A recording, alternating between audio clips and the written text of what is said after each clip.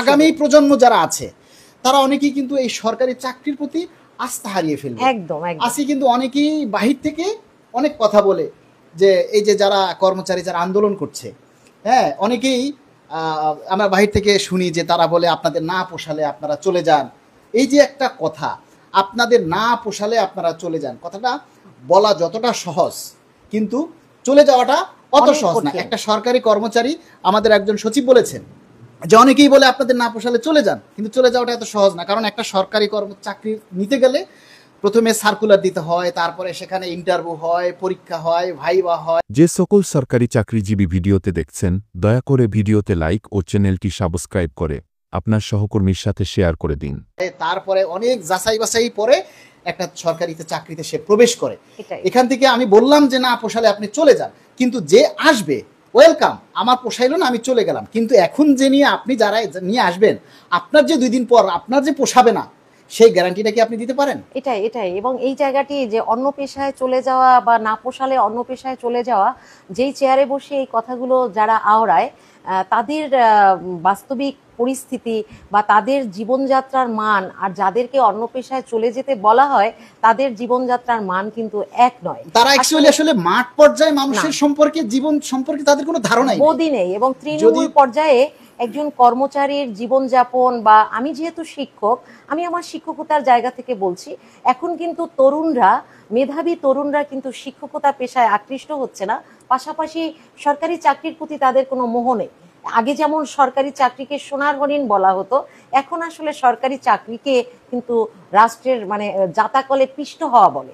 যেমন আপনি দেখেন অনেক ভালো মেধাবী শিক্ষার্থীরা প্রয়োজনে বিদেশে গিয়ে তারা ভবন নির্মাণের কাজ করছে, শ্রমিকের কাজ করছে, তবুও এদেশের প্রতি তাদের কোনো মোহ নেই। আপনারা কিন্তু জানেন যে আমাদের একজন মেধাবী শিক্ষক আছে, শমশের সর্দার। তিনি কিন্তু হার্ভার্ড বিশ্ববিদ্যালয় থেকে তিনি ডিগ্রি সম্পন্ন করলেন, এবং তিনি দেখেন, আমার কাছে কেন যেন মনে হচ্ছে যে উনি যে এদেশের জন্য এসে যে আবার নতুন করে কোনো কিছু ভাববেন। যে সকল সরকারি চাকরিজীবী ভিডিওতে দেখছেন, দয়া করে ভিডিওতে লাইক ও চ্যানেলটি সাবস্ক্রাইব করে আপনার সহকর্মীর সাথে শেয়ার করে দিন। কারণ সে ভাববে কিভাবে, কারণ সে ওই জায়গায় গিয়ে সে পরিশ্রম করে তার সন্তানদের নিরাপত্তা দিতে পারছে, তার স্ত্রীকে নিরাপত্তা দিতে পারছে, তার বাবা মায়ের জীবনের নিরাপত্তা দিতে পারছে। কিন্তু তিনি যখন এখানে এসে সরকারি প্রাথমিক বিদ্যালয়ের একজন শিক্ষক হিসেবে আবার ব্যাক করবেন, তখন কি তিনি এই জিনিসগুলো করতে পারবেন? সুতরাং মেধাবীরা দিনের পর দিন মেধাবীরা ঝরে পড়ছে, এই সংখ্যাটি বৃদ্ধি পাচ্ছে শুধু বেতন বৈষম্যের কারণে।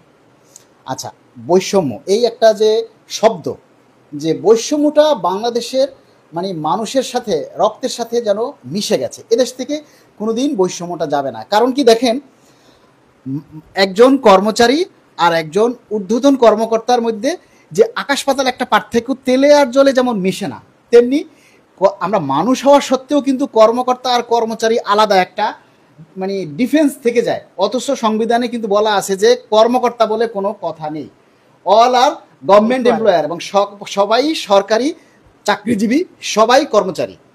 কিন্তু একটা বৈষম্য হচ্ছে কি, ঊর্ধ্বতন যারা কর্মকর্তা, অনেকেই আছে যারা প্রশাসনিক ক্যাডার, সচিব বা তার ঊর্ধ্ব আগে যারা আছেন, তাদের দেখেন তাদের কিন্তু বিভিন্ন ভাতা আছে। একজন সচিব গাড়ি কেনার জন্য 50 লক্ষ টাকা লোন পায়, সেটা মেনটেনেন্স করার জন্য প্রতি মাসে 30 লক্ষ টাকা লোন পায়, প্রতি মাসে আবার 50,000 টাকা মেনটেনেন্স খরচ পায়, বাবুর্চি খরচ পায়, তারপরে দারোয়ান খরচ পায়, আরও যে টেলিফোন বিল, এটা সেটা সব কিছু ও ভাতাগুলি দিয়ে তাদের হয়ে যায়।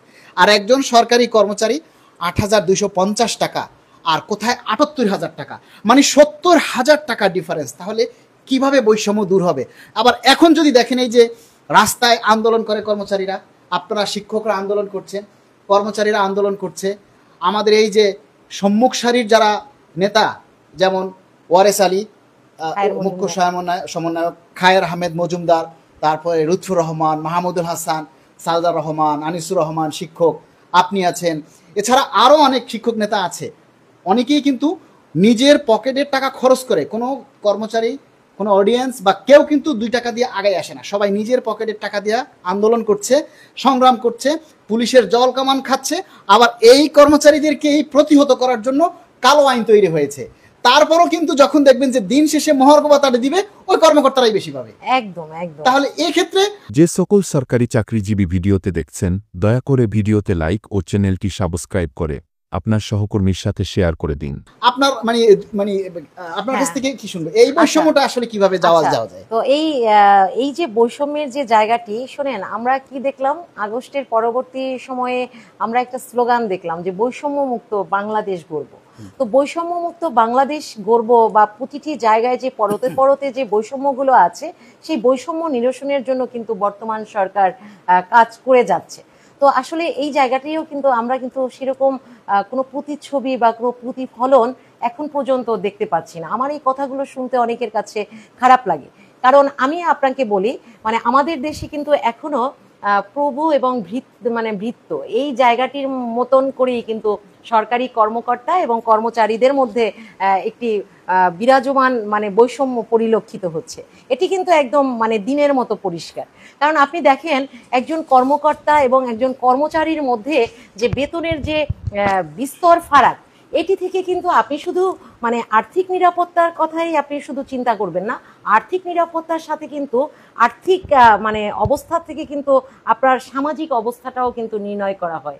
আপনি যখন দেখবেন যে আর্থিক অবস্থাটার যখন এত বিস্তর ফারাক, তখন কর্মকর্তা এবং কর্মচারীর মধ্যে মানসিকও একটি বিস্তর ফারাক থাকে।